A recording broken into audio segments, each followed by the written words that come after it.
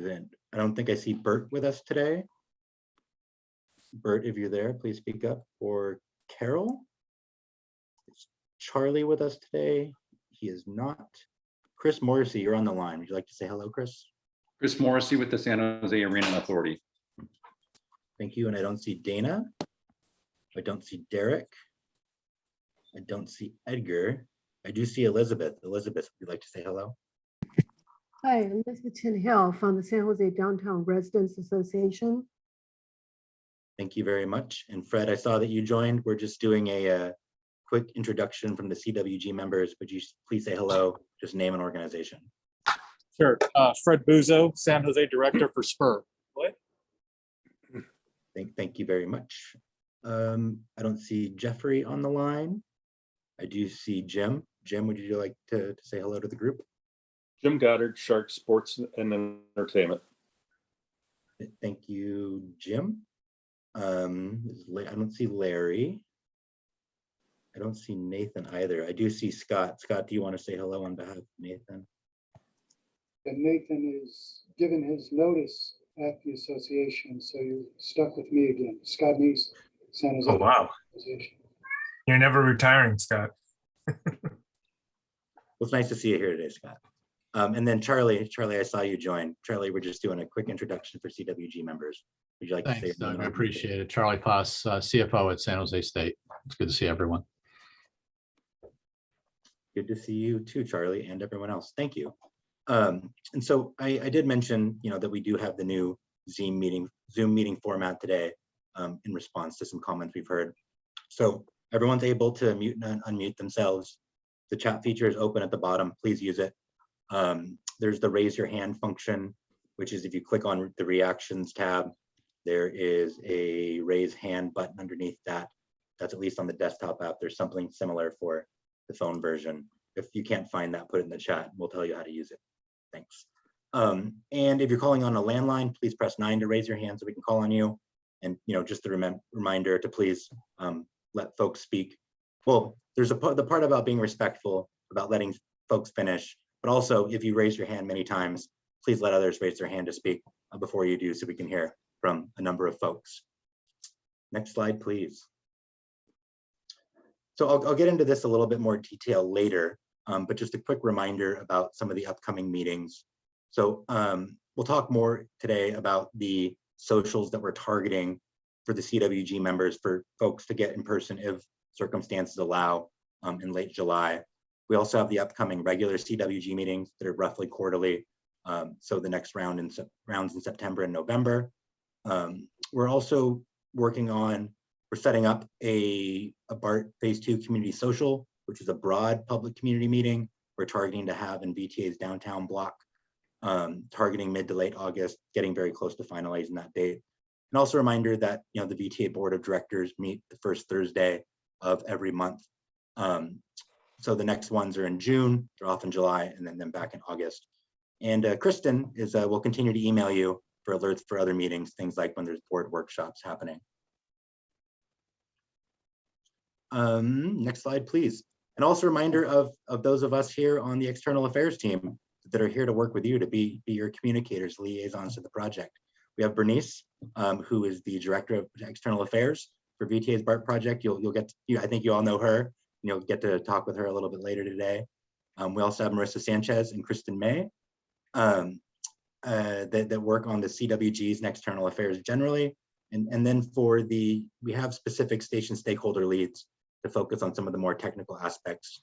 Adriano here is your representative for the downtown station, and Aaron is for the Diridon station. And you can also reach out to me. So with that, I'll pass it over to Erica to provide some responses, some follow-up from the items from the last CWG meeting. Thanks, Doug. First up, wanted to touch on the business resource program. There was a question about the timing of when it's going to be implemented and whether it's the planning stage and general update. So yes, the business resource program will be in place by the time we break ground. And the intent of the program is to provide assistance to businesses that will remain during construction. Right now, we're in the planning stages of developing the program. JC Lacey has recommended the 4 components of the program you can see on the right side of the screen. and is further analyzing those 4 areas. We provided an update to the VTA Board of Directors in March and plan to go back to the board again in August with more details. And Kristen will be able to let you know in advance once that gets calendared, but we're looking at August for the next update to the board related to the program. Next slide. We received a question about the website and whether that would be the appropriate place for community to raise concerns, issues, ask questions in a trackable way. Our team is exploring implementing a virtual project office where folks could access information and leave comments in an interactive platform. A key member of our team, Lucas Perez, has been brought on from customer service to help improve that experience and help us work through that. In the meantime, while we work through it, you can provide your comments and questions to us via email or phone at the hotline number and the email address on the screen there at the bottom. And we currently use the Salesforce platform and track all inquiries and comments that we receive. So we're already, excuse me, tracking everything, and we'll be able to respond to you. And then we'll have more details on this virtual project office in the future.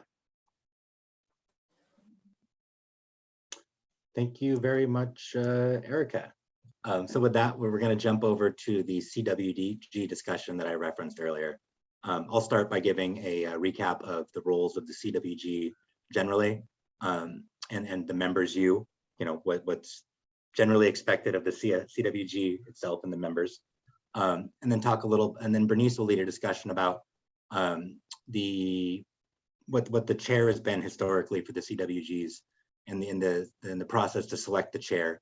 And then we will we'll have either confirmation of chair. So we have one nomination, which is Fred Bouzos. And if there's any other nominees, we'll accept those today and have a vote. If there's not another nominee, we'll confirm Fred. And then Bernice will also lead a discussion about who the facilitator for the CWG should be moving forward. And then, as I mentioned earlier, I'll talk a little bit about the results from the survey we sent out and the work plan for the CWGs for 2022. And then provide a little bit more detail on some of the upcoming outreach and engagement events. So just a reminder, the role of the CWGs.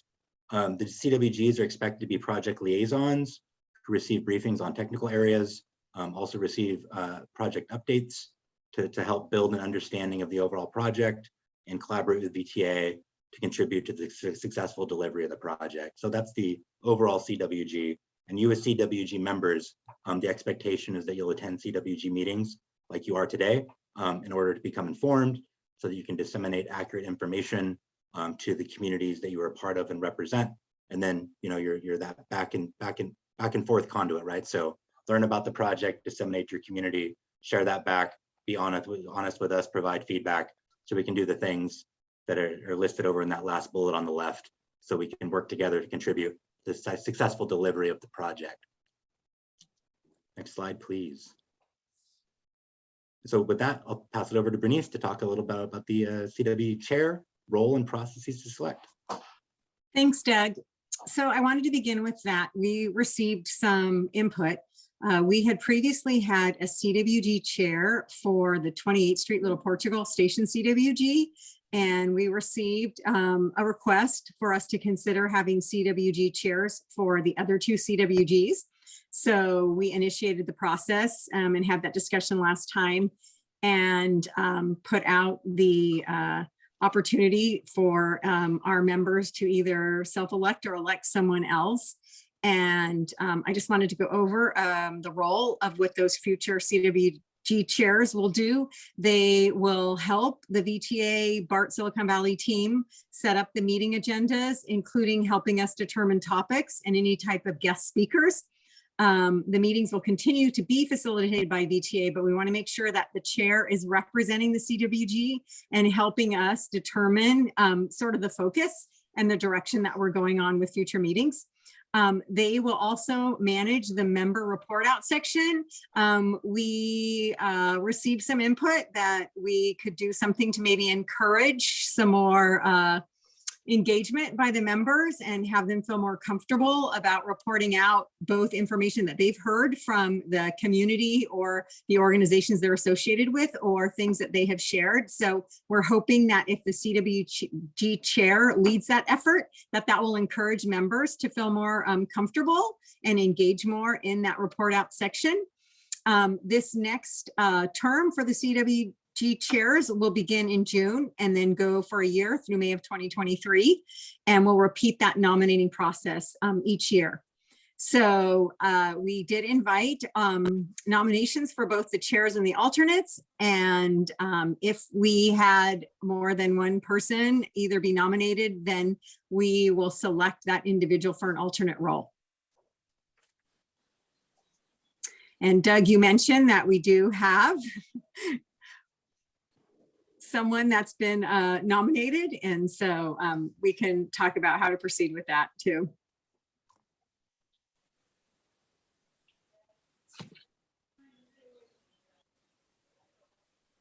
Oh, Doug, I think you're on mute. There you go. We do have someone nominated. Next slide, please. So thus far, as I mentioned, we've had one person nominated to be the chair for the downtown Diridon CWG, was Fred. So we're going to pause here for a second and provide an opportunity for others to nominate themselves or other CWG members that they think should be the chair. And if we don't receive any other nominations, we're going to confirm Fred as being the chair for the downtown Diridon CWG. So I'll let folks raise their hands.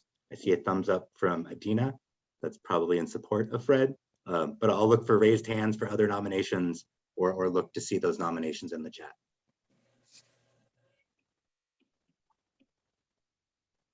And I'll do a 5-second countdown before Fred is confirmed as the chair.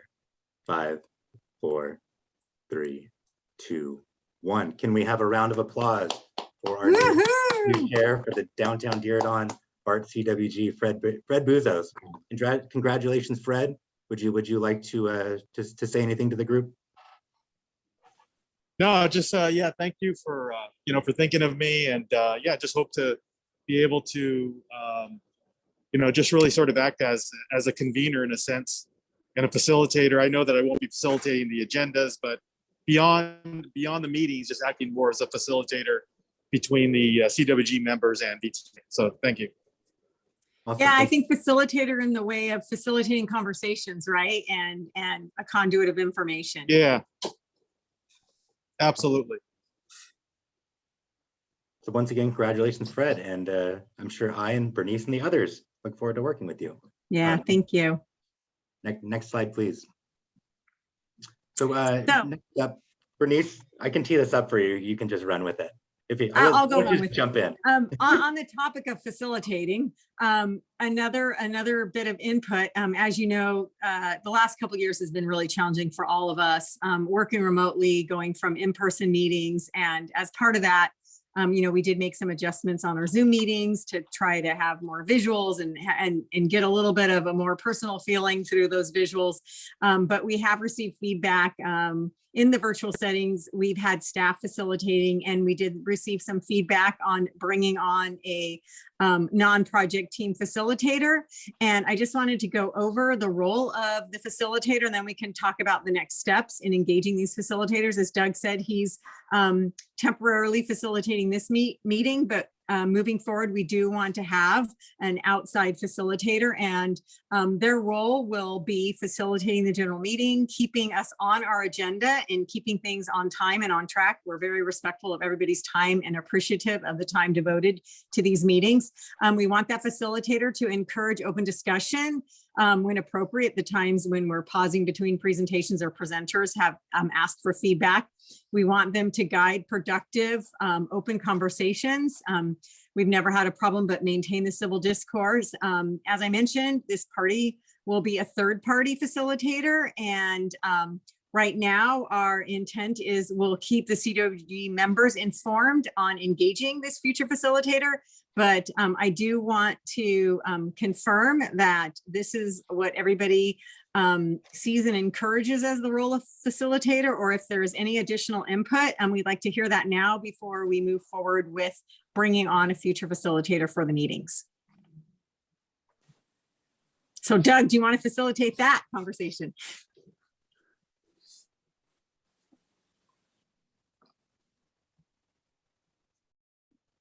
Oh, I'm sorry. Yes, I would love to. I'm trying to answer Scott's question and multitasking, which I'm not good at, so I should stop. After what Bernice said, we do want to provide feedback. We do want to provide an opportunity for folks to provide feedback. So, just confirming that that's the role and purpose put out for the facilitator this group thinks is the right approach. And if there's any feedback on that, we'd like to hear that now.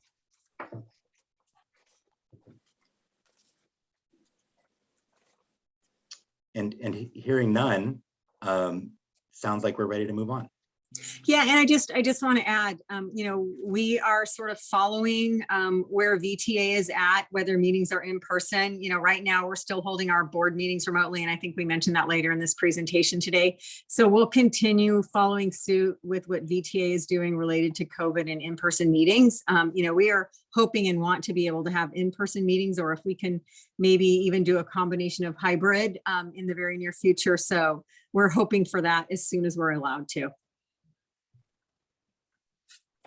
Great, thank you. Was there anything else you wanted me to cover there, Bernice? Nope, I think you got it all. Thanks. Cool, great, awesome. So with that, we'll move on to a recap of the survey that we sent out.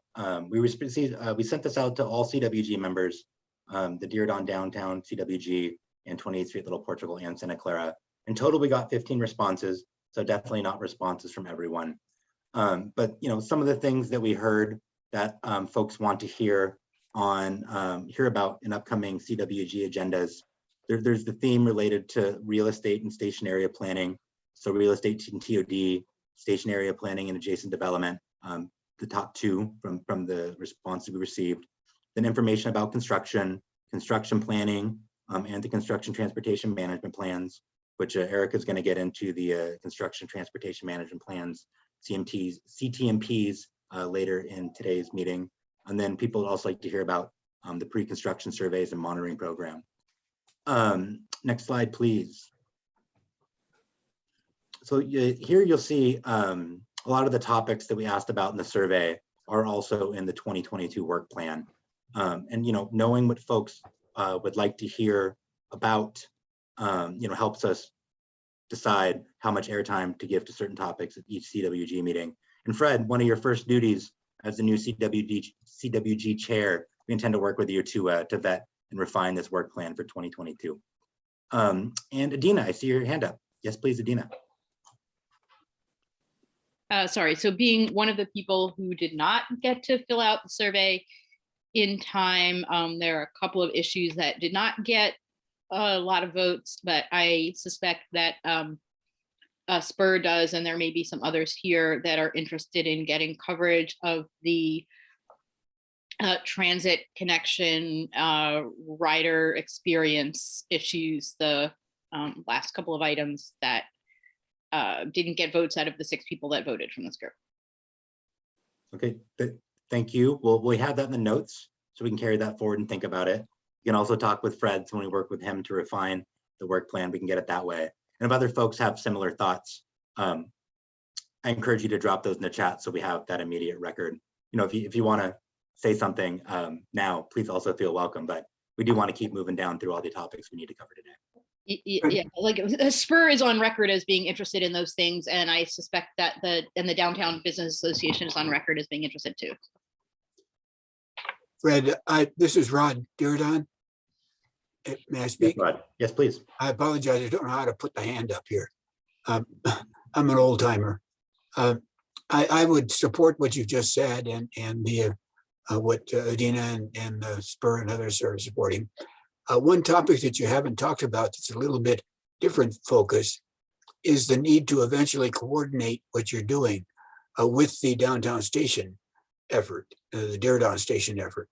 There is a joint powers advisory board there that's been working for almost 15 years. And eventually there's going to have to be a very complicated joint environmental impact statement coming out of that study, and it should be coordinated with what you're doing.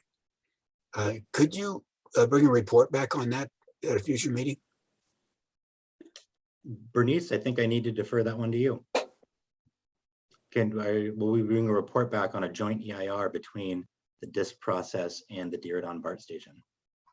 I have to check on that because I believe that DISC would be doing it, and VTA is part of DISC, but I'm not sure the project. And Erica, you might know more on that, but I don't believe that the BART Silicon Valley project, because we've already environmentally cleared our station footprint. So I believe that as the DISC project moves forward, our project as is placed will be considered in that environmental analysis.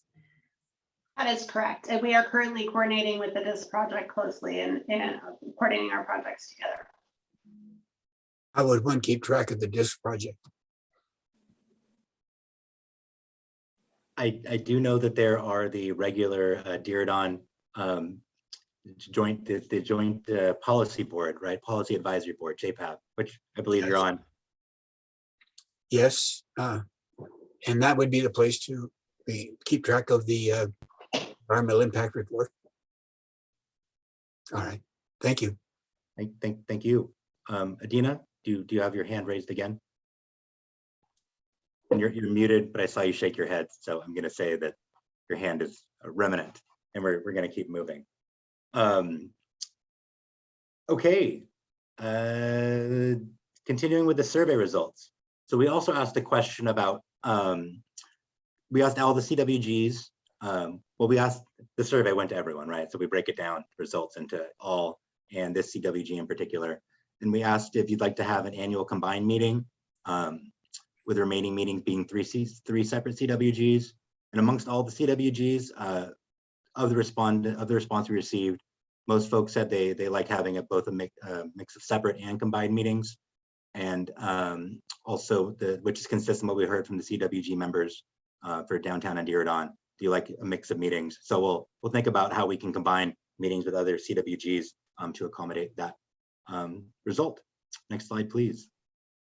And then we also asked an open-ended question if you have any feedback regarding how the meeting is facilitated and formatted. So these green check boxes generally show the places where we're making changes based on the feedback we received. So as you can see today, we've updated the Zoom meeting settings. It's open meeting, not Q&A session. We're trying to provide more space for feedback. Hopefully we're doing an adequate job of that. And then also we heard, we're working on those CWG social meetings to work on getting together in person. And then Scott, I saw that you dropped that in the chat as well, that question. And a lot of that is related just to policy, right? So VTA board meetings are still virtual, COVID's resurging. So I'll get into this more detail a little bit later, but we do want to get back in person. We just need for the environment to happen that allows us to do that. And we're also working to do a better job in creating discussion dialogue during the meetings. And the BSV2 updates will continue to be a standing agenda item. We also received some pretty positive feedback here, so I'll read that because if we're going to receive that, happy to share it.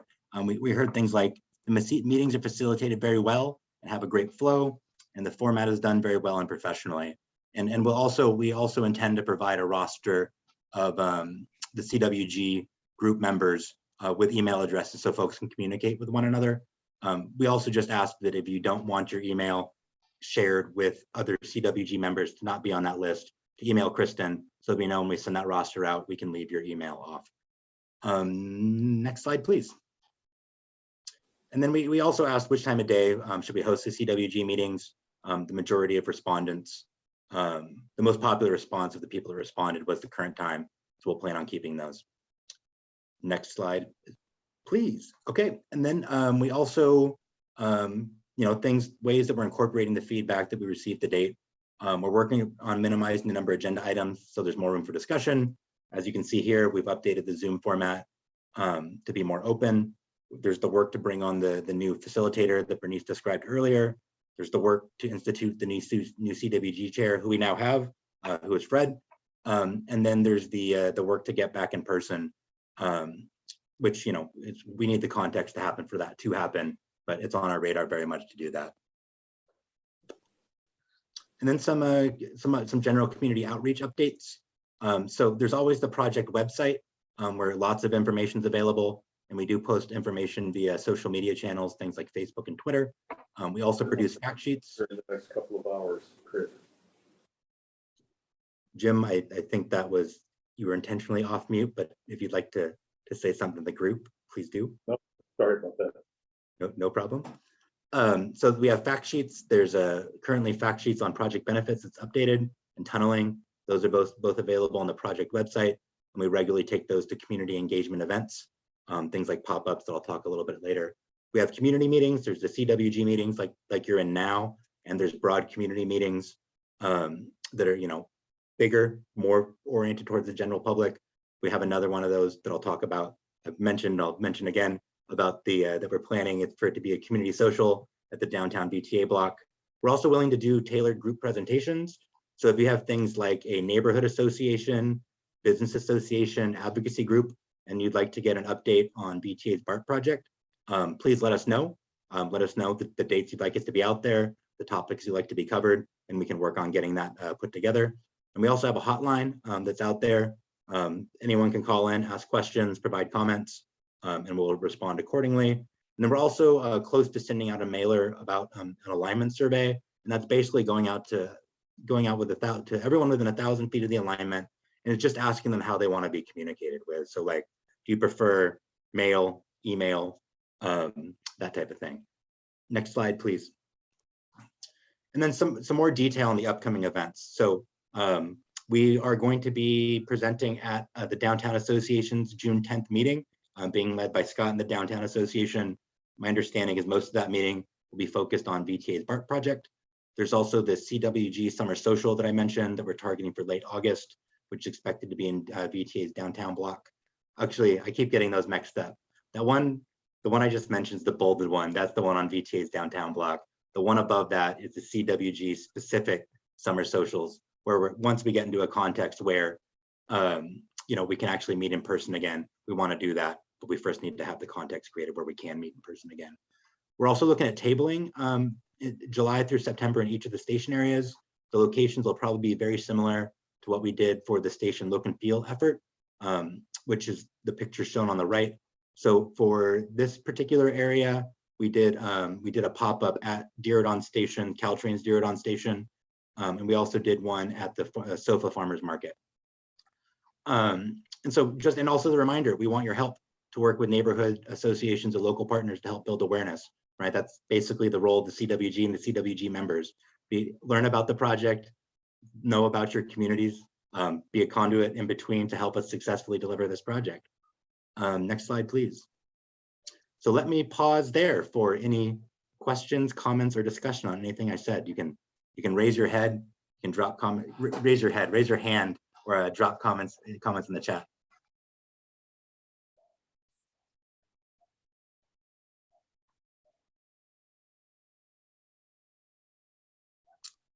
Yes, Elizabeth.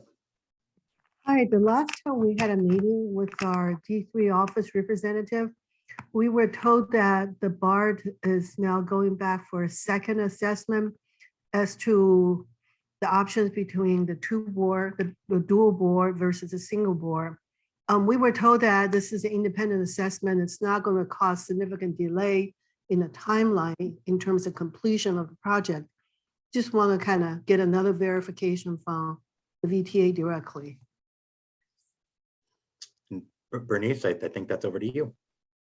Yeah, I'm going to be mentioning that, I think, in a couple of my next slides, but I'll address that now and skim over it. At the board meeting last Thursday, I guess, or the Thursday before last Thursday, when we awarded the contract, we received a letter from the mayor and other council members requesting this outside third-party analysis review of the twin bore versus single bore. We're continuing on. We awarded the contract, and we'll continue with the stage one efforts of that contract, which is advancing design, and we'll be concurrently executing via this third party, the peer review. And as I'm understanding, that will probably take about 3 months, I believe. We are still very confident that the direction that we're going in is the right direction in pursuit of the single bore with all the benefits of the single bore. And the ultimate hope is that the peer review by the third outside party will further support that and gain further confidence in the public via this mechanism. Thank you. Thank you, Bernice, and thank you for the question, Elizabeth. Yeah, I do have some follow-up questions about the review. I see that where it is on the agenda is in the report out, but I also have a hard stop at 5. So I can ask the questions now or wait. The review we have, it should be the next agenda item near the next Yeah, agenda exactly. item, Yeah. the May board recap. Yeah, So I'll wait for it then. yeah, I think that probably makes sense. And then knowing that you have that question, I have a hard stop. Let's jump into that part of the agenda. If there's questions on what I just had, those can come up later or during the report out. So with that, Bernice, you're still up. Okay. The recap of the May board meeting. Okay. So at the May board meeting, as I said, we awarded a contract for the CP2 contract, and just overall project highlights along with that is we're continuing working with the FTA on our full funding grant agreement. We have meetings monthly with them. So moving forward in that funding process.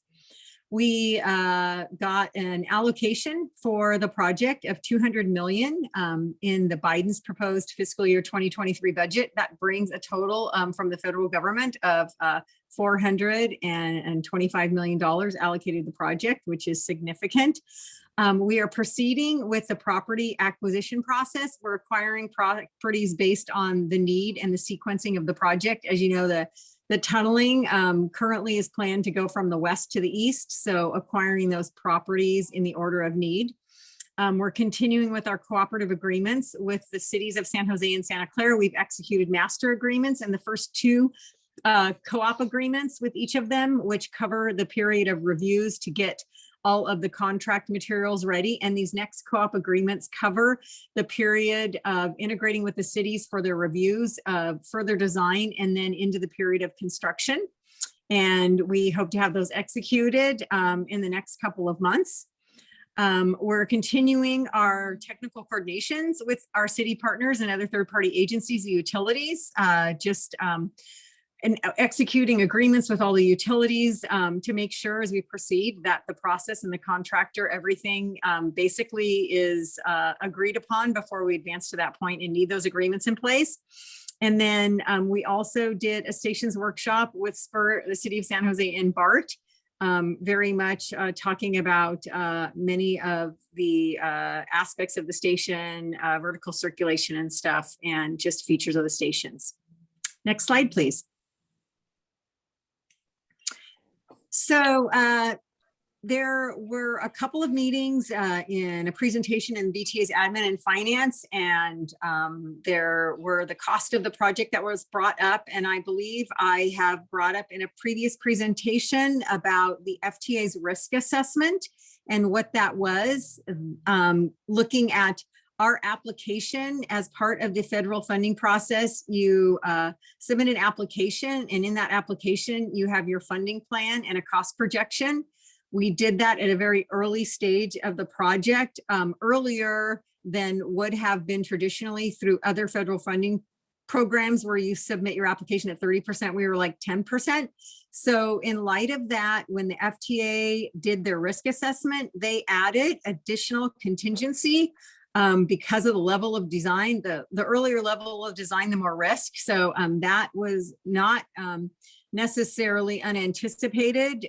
We did sort of refute that based on the fact that by the time that report came out, we had advanced design further, which should have sort of reduced some of that risk and contingency. There were some other things added, the rate of inflation, the cost of commodities.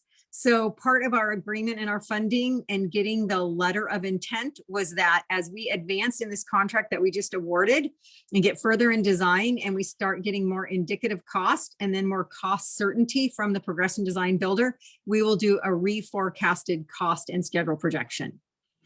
The other item that came up were operations and maintenance expenses through the 2008 Measure B. That is one funding source.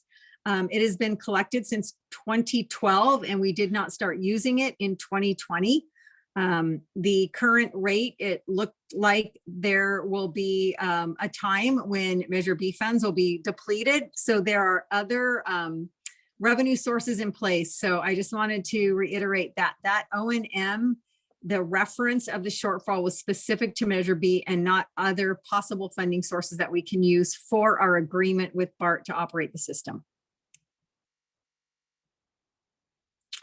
This was the contract that I had said, the 235 million, stage 1 of the Progressive Design Build contract for the tunnel and track work.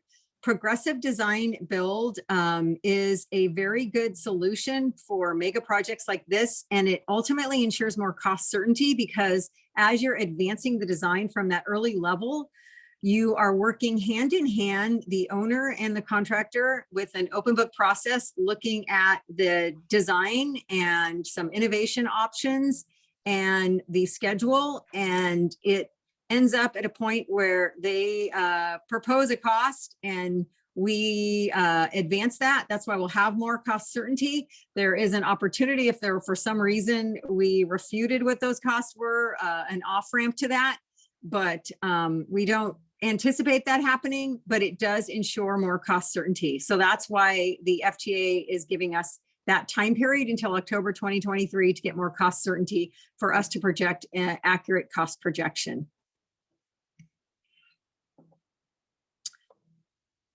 This is the amount of the contract, 235 million. There was an additional 19 million for some bonds and early package work.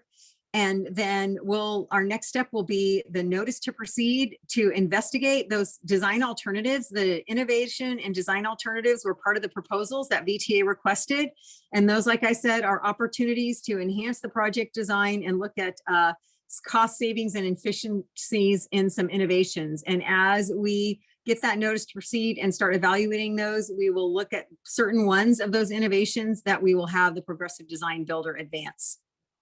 We will continue working with BART, City of San Jose, and all other stakeholders in advancing those design concepts.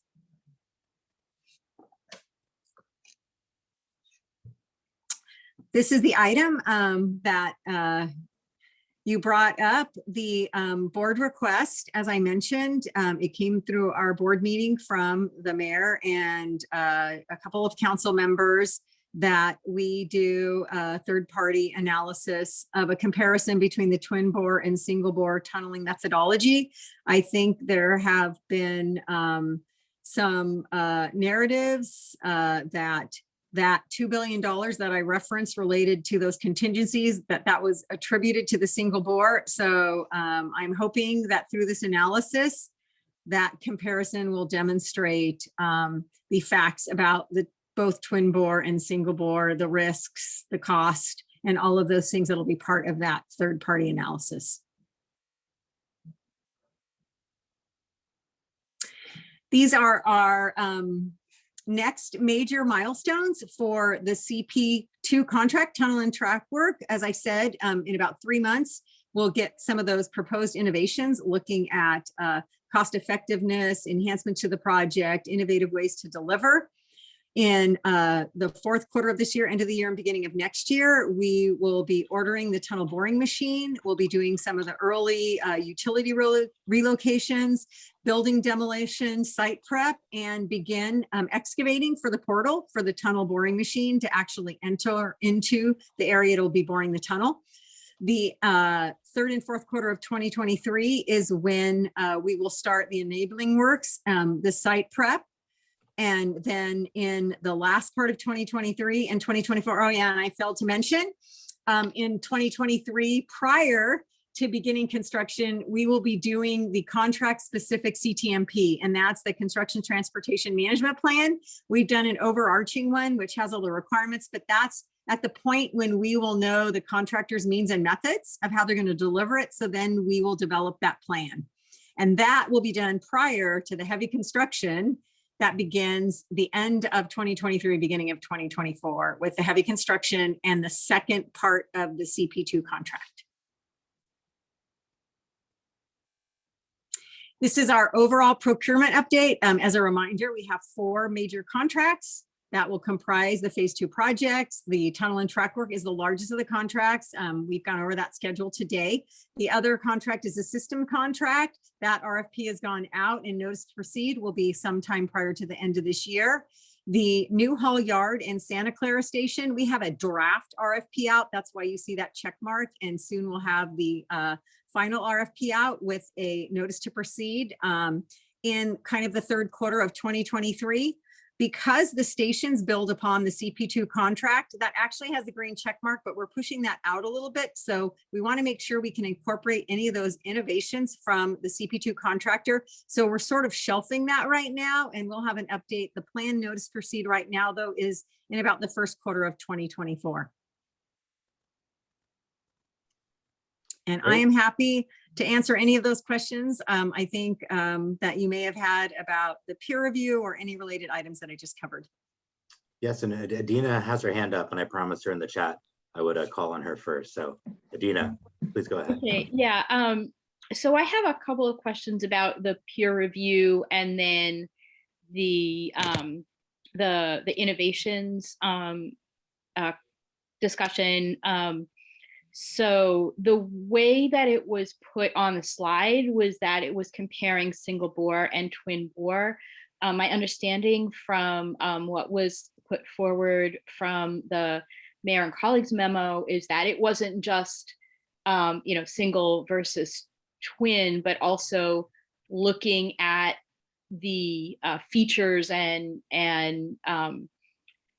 transit experience needs that were identified by the mayor, city council members, and others, including things like how easy is it to add the multiple station entrances, the transfers to other transit, the rider flow, as well as apples to apples on protecting businesses from negative impacts.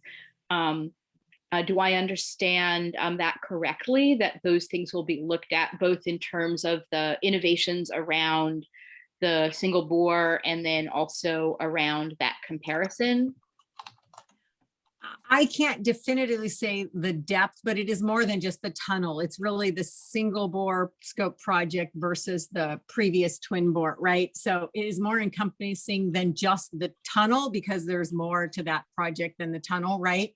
But I would have to definitively find out the exact scope that the comparison is going to be done, but I know that it is broader than just the tunneling methodology. It's more comparing, as I understand it, a single bore project to a twin bore project. Right, and my understanding was that the comparison was intended to be about cost and risk, but also about the ability to address those other rider experience connections, transit-oriented development goals that have been called out over time. I am going to confirm exactly how much about the rider experience and all of those aspects in the stations. I just want to make sure because we have yet to actually scope out and do it, but I will double confirm, but I know it was supposed to be more broad in the project in its scope, not just the tunnel. So, but I will double check exactly on those items that you just referenced. Okay, and then the other question is, in whatever aspect of review and planning that those issues of rider access, entrances, transfers, rider flow, transit-oriented development, and business protection, might this group be involved in looking at the potential solutions to improve those items that were in the colleagues memo? So what I hear you saying is how can we engage the CWGs to weigh in on that? Mm-hmm. Yeah, because some of those are really very much about what the experience will be like for downtown San Jose as a place, and for the people that are using BART as a transit system and a piece of the transit system.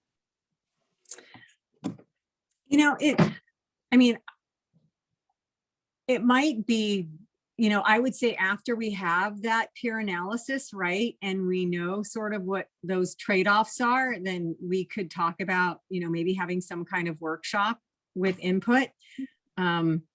hard to say, like sort of not knowing what's going to come out of that. But I mean, I think as a CWG, we could commit once that analysis is done to have a presentation on that and have the CWG certainly, you know, weigh in on that.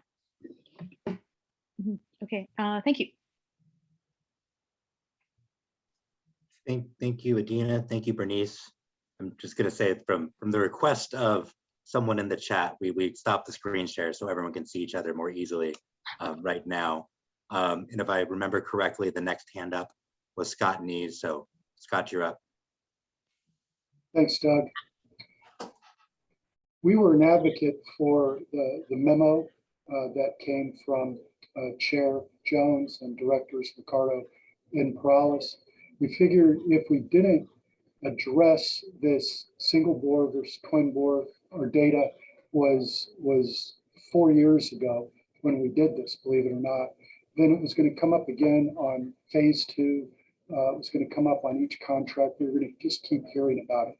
So we're confident that this is the right thing to do, and I believe it will address what you were talking about, Adina. It kind of has to. If you don't mind, I know you just jumped off of it. If you could go back to slide 31, please, and share 31. Chris, yeah. And while that's happening, I think if folks want to see other people, you can change the view. If you're on a desktop on your upper right-hand corner to switch to gallery view, and you can open that up and see people's faces while you see the deck. Yeah, so I just think this is an example of what the scope is going to be for the peer review. And I think there's great interest from the community on what the scope is going to be. But to me, you can't not look at the customer experience. And I would say the one thing you see, the utilities get to stay under the ground in the single bore.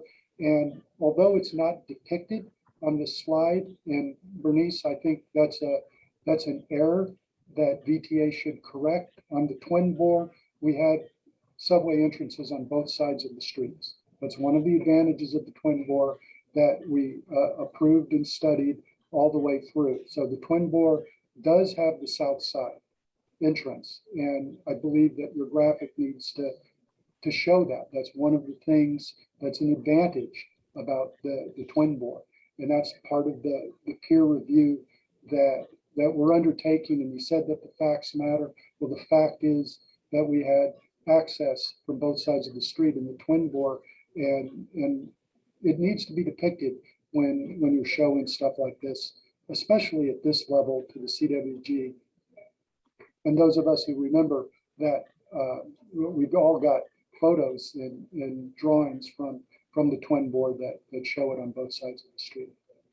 So I'd be interested in, you said that it's a 3-month process when you were answering Elizabeth's question earlier.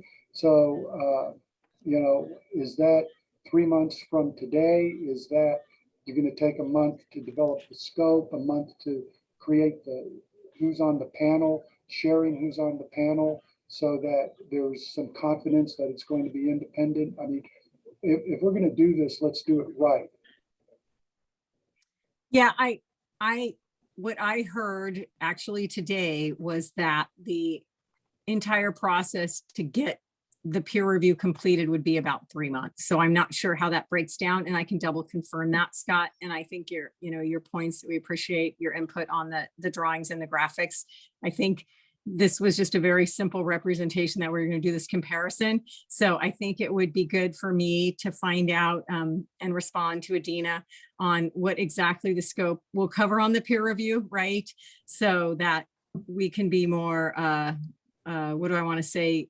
Those who are going to watch for this will be more aware of the scope of that and everything. And I'll also provide that feedback to make sure that that is considered as they advance and start working with whoever that third party is that's going to conduct the assessment. And I just thank you. And I just want to emphasize, and this was what Rod Diridon, the point he was making earlier, is it's a lot more complicated in some ways with what you're doing at Diridon. You're not aligned with the timing of high-speed rail and some of the other things happening. You know, BART could very well, VTA and BART could be very well ahead of the process. And then you throw in Downtown West and working with SAP Center and everything. So I just want to emphasize what I heard Rod asking for, which was, is yes, downtown station is the only place you would do cut and cover under the twin bore, but we also have to look very carefully over at Diridon and how it fits in with your long-term plans for the disc. And then finally, Fred, if you're going to be working as our chair with VTA, sign me up along with Adina and others who we would sure like to hear what future design alternatives and innovations mean. It's a little fuzzy to me. Sounds good. I'd sure like to, sounds potentially expensive too. I'd sure like to know what they are. Maybe a south side entrance to the single bore station could be considered a design alternative. Yeah, and Scott, I think once we get once the progressive design builder gets a notice to proceed, and like right now, we don't really have access or the opportunity to be able to share any of that, right? Because we don't own that yet. We haven't engaged them yet, actually. So we don't have any rights to any of that. But as we start looking at those and then we start directing them to advance them, I think that there will be a time in the not too distant future that we can start sharing what some of those are and getting community feedback on those. Thank you, Bernice. Thank you, Scott. We have a couple more hands up. I will mention that I think you're going to hear some about coordination with other projects in Erica's next section on this construction transportation management plans. So I didn't remember whose hand was up first between Fred and Chris, but Fred, as the new chair, you get preference. You're up next.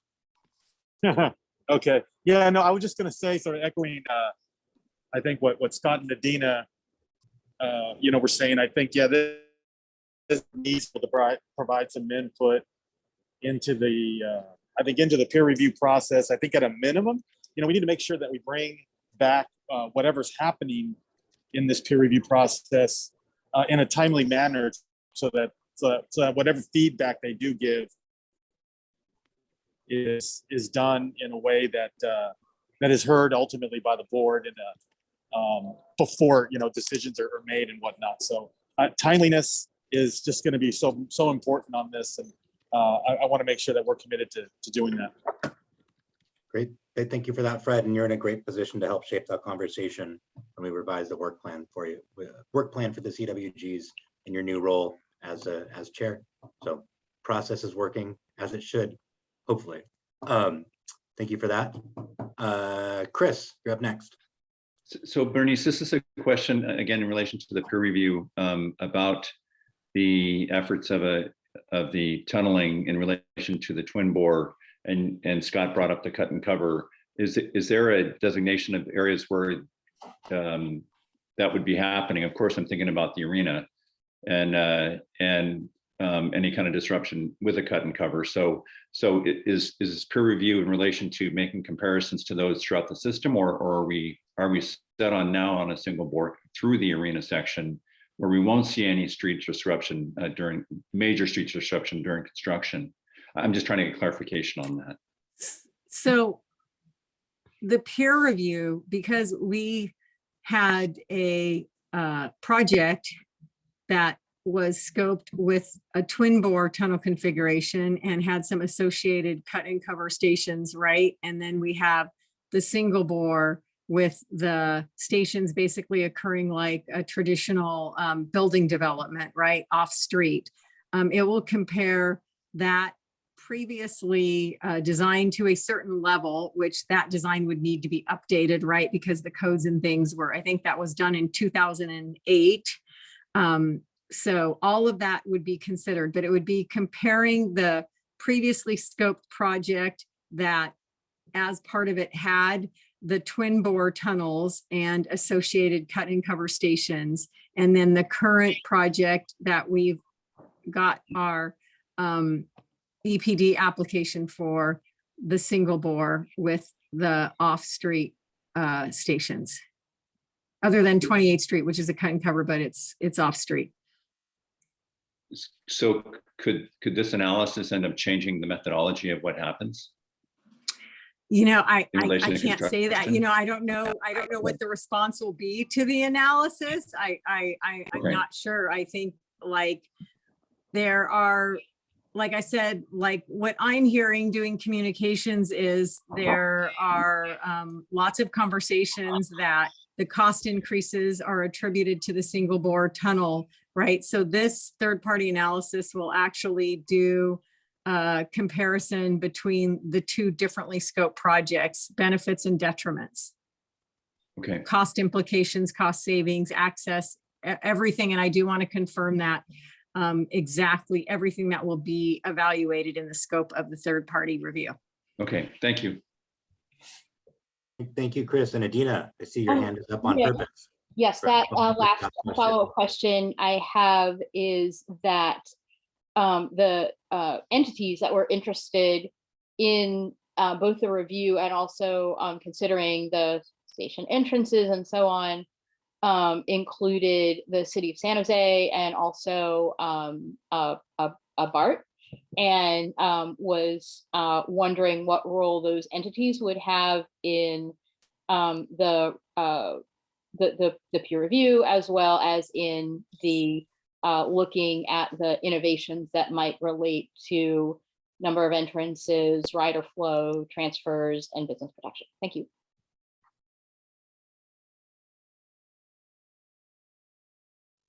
Bernice, do you want to provide any response to that?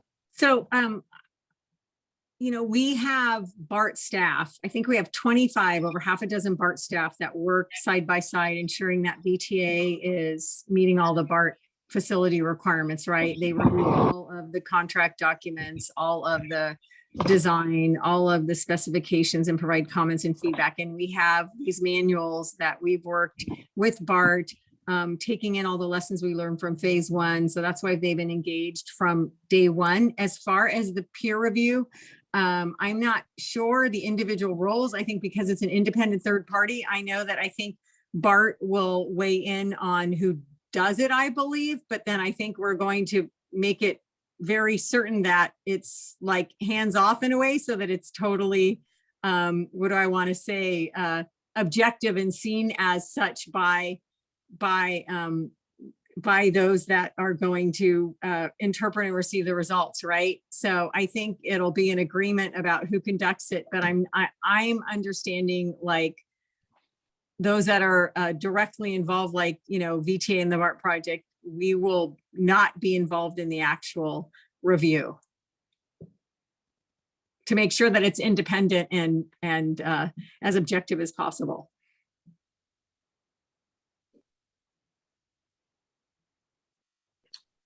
Thank you, Bernice. I will acknowledge that we are over time on this particular item. We also heard that the group wants room for discussion. So we're probably eating into member report out time, which I think is probably okay. Elizabeth, I saw you put your hand up. It's now down. Did you want to say something? Yeah, just a kind of quick follow-up question. I think I heard a lot about the designs and the cost issue, but how about the timeline? Did I hear that, you know, there are kind of speculation it's going to be delayed either to 2032 or 2034? But I think on the VTA website, it's still saying completion date of 2030. Just wondering if that's going to be part of the assessment. Do you want to take that one as well, Bernice? Or? I'm sorry. Can you repeat that again? I'm not sure I understand. Yeah, just, you know, as part of this assessment, and it could be that I missed it, but we talked about a lot of kind of design issues.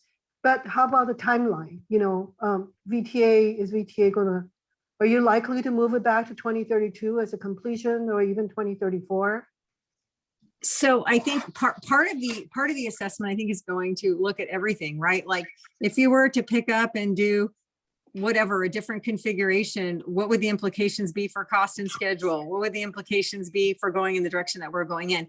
Right now, as we work for the currently scoped project that we're engaging the contractor on, we're working with the contractor, and those innovations are really both related to efficiencies, schedule, and things like that. So when we get that final proposal for stage 2, we will basically get a proposed cost and schedule from the Progressive Design Builder. When we analyze the twin bore project, that will all be taken into consideration. Like if you were to switch gears, right? What are the implications of that? What would the impacts to delivering the project be as far as schedule? And then of course that equates to cost. Every year of delay relates to cost. So that all will have to be considered in the comparison. In like, you know, if we were to just right now today, take where we are with one scope, go with the other scope, where would we be, cost, schedule, passenger amenities or whatever. And I'll make sure that I relay all of those specific aspects that this group hopes to get some analysis done on. But all of that is dependent on how we proceed. But we have the projected schedule right now still. I mean, the project application we still have is 6.9 billion for cost, and 2030 we did push out a little bit on the tunneling schedule, but not on the overall. Once we get further with this Progressive Design Builder and do the actual open book cost and schedule analysis, we'll have more certainty on that schedule and cost. Right. I guess from the community point of view is I hope this third-party assessment is just a validation rather than a reassessment, because this was a 2-year process. It's a little shocking that after that long process would be coming back and redoing assessment. But I appreciate what you just said. I hope you're right that whatever is projected will remain to be the case. Yeah, I think ultimately we hope, yes, we did do a lot of analysis and comparison since 2017, and there still are, I think there are still things that are coming up. And ultimately, while we've advanced this project, we've gotten the feedback, there's still, what do I want to say? There's still input that we're getting that people want to be reassured that we're moving in the right direction. Thank you, Bernice. And thank you to everyone else for all the questions. And I'm also going to say a special thank you to Bernice for being present and answering those fully and head on. Those were tough questions. I thought you did great. So thank you for that. Let's push on next to an update on the construction transportation management plan. Plans, plural. Erica will get more into that. Erica, over to you. Great, thanks. It's been a while since I've been here to talk about the construction transportation management plan and wanted to give an update to you all on the process. So as a reminder, the Ctmp, the construction transportation management plan, is how we will coordinate multimodal access during construction. So draft Ctmp was created by VTA, the City of San Jose, and the City of Santa Clara, and is included in all of the 4 contract packages. The draft Ctmp also includes the Emergency Services Coordination Plan, which is another one of our environmental commitments, which lays out how we'll coordinate emergency services during construction, so our construction does not negatively impact the response times. As all 4 contract packages are progressive design build or design build, we don't want to dictate the contractor's means and methods. So the draft is high-level overarching information. And once the contractors are on board, they'll develop contract package specific Ctmps in coordination with VTA and the City of San Jose and the City of Santa Clara as applicable, building off of the draft plan and adding in more details on detours, sequencing, et cetera, based on the contractor's needs and methods. Then once those are complete, the contractors will develop their individual traffic control plans, which will include site-specific requirements on access routes, signage, notifications, and other items based on the contract-specific Ctmps. Next slide. I'm going to walk through the schedule of the development of the Ctmp that's taken place and moving forward. So in 2018, we completed our final environmental document, which included public involvement and city coordination, committing to developing the Construction Outreach Management Program, which is the 2 plans I just mentioned, the Construction Transportation Management Plan and the Emergency Services Coordination Plan, as well as the Construction Education and Outreach Plan, which you've heard many updates on over the last several years. We received more than 160 comments on topics that are covered in the Ctmp during the environmental process, which we addressed and have moved forward with. In 2019 and 2020, we completed more than 50 access and service needs interviews with businesses, institutions, and other key stakeholders along the alignment, which fed into the development of the draft CTMP in 2021, where we coordinated with the cities on the development of the document. Once the contractors come on board in 2022 and beyond, we'll coordinate with them, the cities, as well as stakeholders in the community on the development of the contract package specific CTMPs, which I'm going to walk through on the next slide. So once contractors come on board for each contract package, there will be regular coordination meetings between the contractor, VTA, and the city, as well as other contractors, depending on when they come in the process. In addition, we'll have regular coordination with adjacent businesses and institutions throughout the development to provide input.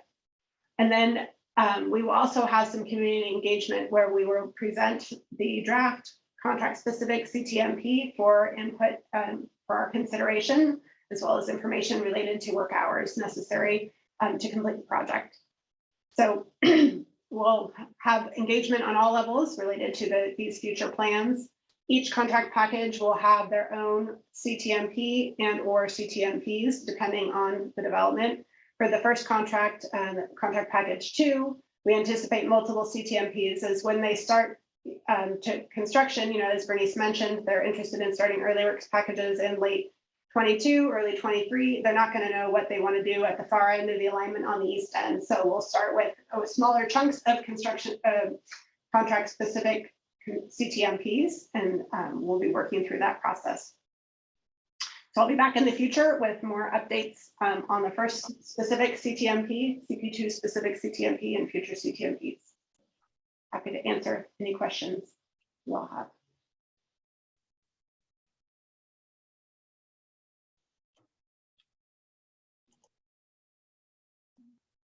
Seeing no hands raised or questions in the chat.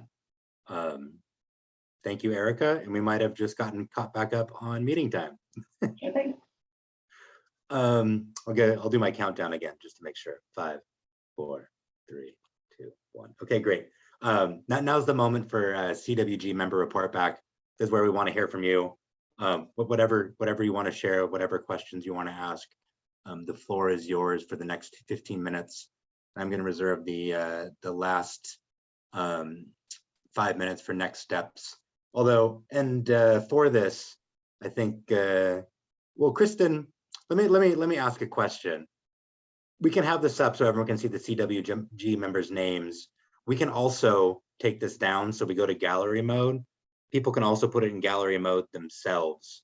So I'm inclined to keep this slide up and encourage people to go into gallery mode themselves so you can decide whether you want a larger slide or to see more people. But if folks don't like that approach, please let me know and we'll take the slide down so everyone automatically goes into gallery mode. And before we jump into the report out, Erica, we do have a question in the chat on the CTMP. When do you anticipate CTMP review for 13th Street construction? We don't know yet that at this time because the CP2 contractor is not yet on board, but once they're on board and we have a better idea, I would be happy to report out on the timing. I'm assuming that I don't know the time yet for when that will be, but we'll report back when we do know. Cool, thank you, Erica. So with that, let's jump over to the report out. So folks don't just jump right in, right? If you want the format to change, just take the slide down, put that in the chat. But if you have something to say, please raise your hand and I'll call on folks in the order that our hands are raised.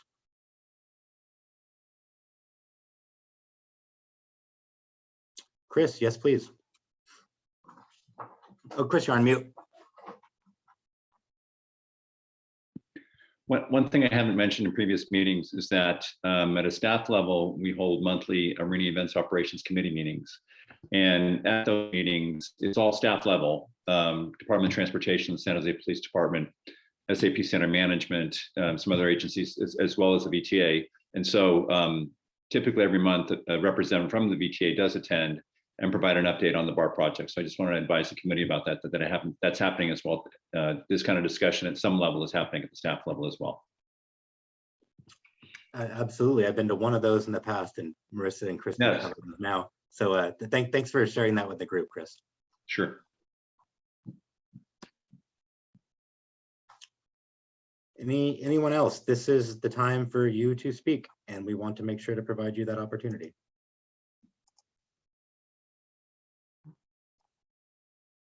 Fred, yes, please. Yeah, I just wanted to, in thinking about future meeting dates, I was just gonna say if we can, to avoid Tuesday afternoons because of city council meetings. Today there was a potential conflict, but they heard an item that was that Spur commented on immediately after consent, but that doesn't always happen. And so, yeah, if possible, I think avoiding Tuesday afternoons would be helpful. Well, we'll be sure to note that you suggested, I'm repeating for the person taking notes, to consider not having these meetings on Tuesday afternoons to see how that work. And I'm sure we'll talk with you in your new role as chair about that. And Dick, I see Dick likes that suggestion as well. Unless Dick, were you trying to raise your hand, or are you giving a thumbs up to what Fred said? Thumbs up. And Dick, if you're trying to speak, you're muted. Yeah, I'm new and I'm trying to learn the system. Myself and Mr. Diridon are about the same vintage. Thank you. Thanks, Dick. I think I just I broke supposed to be CWG member report out, so I broke rules a little bit. Fortunately, there weren't a lot of other CWG members' hands up. Otherwise, that would have been a larger faux pas on my part. CWG members first, it's your opportunity to speak. Charlie's on his way out. Thank you, Charlie. Seeing nothing in the chat, nor any hands being raised, I'll 5-second countdown, and then we'll move on to next steps, unless a hand goes up or we see something in the chat. 5, 4, 3, 2, 1. Okay, Kristen, would you please go to the last slide? So next steps. So we'll be here again. We're still targeting the socials in July. That's dependent on a context existing where we can meet together in person. And if it's not the social, well, even if it is the social, no matter what, it'll also be the September CWG meeting. And the items we tentatively have on the agenda for the next meeting are there. Fred will talk with you about if these are the right ones and maybe they should be refined. So an update on the phase 2 project, that standing item, an update on real estate and TOD, which is really popular in the survey, update on the building monitoring program, construction planning, which is also very popular in the survey, a regular report back to community engagement, then an opportunity again for you all to speak at the end, if not during the meeting, which I think is more of what happened today with that really robust discussion about the tunnel configuration and other related things like passenger experience. With that, well, Fred, I still see your hand up. Is that a remnant, or do you have something else you want to say? Oh, remnant. Sorry about that. Cool. No problem. So with that, I think we're adjourned. Everyone gets 8 minutes back in their evening to go enjoy your evening with friends and family, or do whatever else you're going to do, like tune into the San Jose City Council meeting. So thanks a lot, everybody. Have a great night. All right, thank you. Thank you. Nice to see everyone. Bye.